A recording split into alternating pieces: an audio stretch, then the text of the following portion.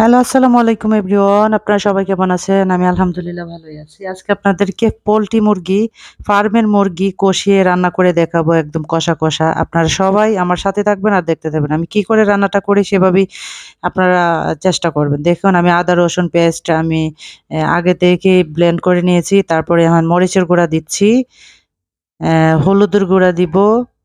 আর এর ফাঁকে আমি মাংসটা ভালোভাবে কেটে তারপরে ভালো করে ধুয়ে ২-৩ বার তারপরে আমি রেখেছি। এখন দেখুন হলুদ গুঁড়াও দিয়ে দিচ্ছি। তারপরে আমি ধনের গুঁড়া দিব, জিরার গুঁড়া দিব আর মসলা যা আছে সবগুলোই দিব। দিয়ে এখানে আমি একটু পানি দিয়ে এক যে মানে এ গুলিয়ে নেব আরকি। গোলানোর পরে একটু রেখে দিব ২-৩ মিনিট। তারপরে আমি রান্নায় চলে যাব। রান্নায় কিভাবে আপনারা ওই পোল্ট্রি মুরগির কষানোটা কিভাবে করবেন সেটা একবার দেখেন। একটু ঝাল, ঝাল। আমি একটু বেশি মরিচের গুঁড়া দিয়ে দিছি সেটা মানে ভালো লাগার জন্য। মানে এই পোল্ট্রি মুরগিটা একটু ঝাল, ঝাল না হলে খাওয়া যায় না। দেখুন আমি এই যে পেস্ট করে নিছি, নেওয়ার পরে যে এখন আমি চুলাতে চলে গেছি। তেলটাও আমার গরম হয়ে গেছে। এখন আমি দিয়ে দিচ্ছি। এটা একটু ভালোভাবে কষিয়ে নেব। কষানোর পরে তারপরে মাংসটা আমি দিয়ে দিব। মাংসটা অ্যা কিভাবে দিব আপনারা দেখেন। এই যে আমি একটু পানি দিয়ে দিচ্ছি। পানিটা দেওয়ার পরে ভালোভাবে আমি কষিয়ে নেব।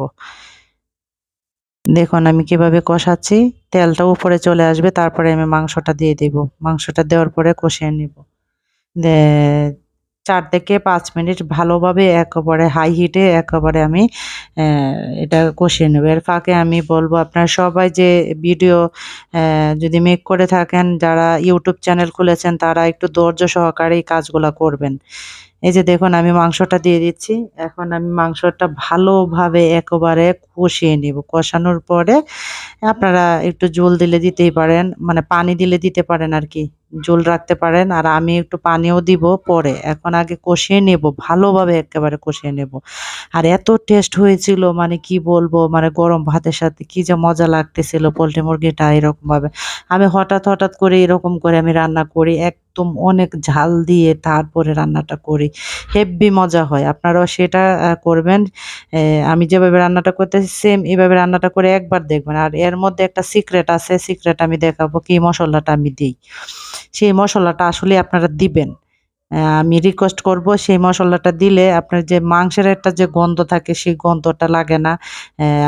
আরো টেস্ট বাড়িয়ে দিয়ে অনেক মজা করে দেই মাংসটা, মানে খুব মজা লাগে গরম ভাতের সাথে। আপনারা অবশ্যই এটা দিবেন।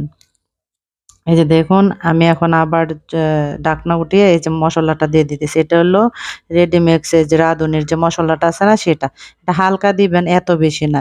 যেহেতু আমি আগে থেকেই অনেকগুলো মসলা দিয়ে দিয়েছি, সেটা মানে আমার নিজের আন্দাজ মতো সেই মসলাগুলা দিই যে যতটুক মাংস কতটুক পরিমাণ এই মসলাগুলা লাগবে। এখন আমি মাংসের মধ্যে যে মসলাটা দিলাম রাঁধুনি মিক্স, এটা দিলে তারপরে কি হয় জানেন?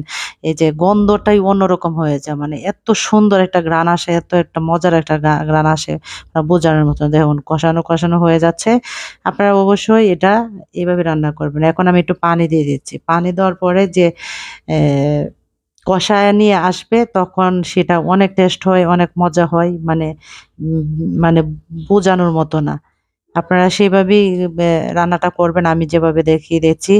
আপনারা কেউ রান্না করতে পারেন না এমন কোনো কথা নাই। কিন্তু কিছু জিনিস অ্যা অ্যা লাগে। এই যে যেমন রাঁধুনি মিক্স যেটা এটা দিলে মাংসটা গন্ধটা কমে যায় আর টেস্টটা বাড়িয়ে দেয়। অনেক মজা লাগে। আর আপনারা সবাই আমার ভিডিওগুলা দেখবেন। আমার Facebook পেজ থেকে মাহির কিচেন ব্লগ সেখানেও দেখে নিতে পারেন। আর YouTube চ্যানেল তো জানেন মাহির কিচেন ব্লগ, সেখানেও আপনারা দেখে নেবেন। আর ভিডিওগুলা দেখলে একটু শেয়ার করে দিবেন, লাইক করবেন, সাবস্ক্রাইব করে দিবেন দয়া করে সবাই। অনেক কষ্ট করে ভিডিও বানাই। আপনারা সবাই এই ভিডিওগুলা আমার দেখবেন। আর আপনারা আমার পাশে না থাকলে আমি এগিয়ে যেতে পারব না। আর ইনশাআল্লাহ আমি সবার পাশে আছি, সবাইকে সাপোর্ট করব। অ্যা আপনারা সবাই ভালো থাকবেন, সুস্থ থাকবেন আর আমাদের জন্য আমার পরিবারের জন্য সবার জন্য দোয়া করবেন। এইটুকুই আমার চাওয়া।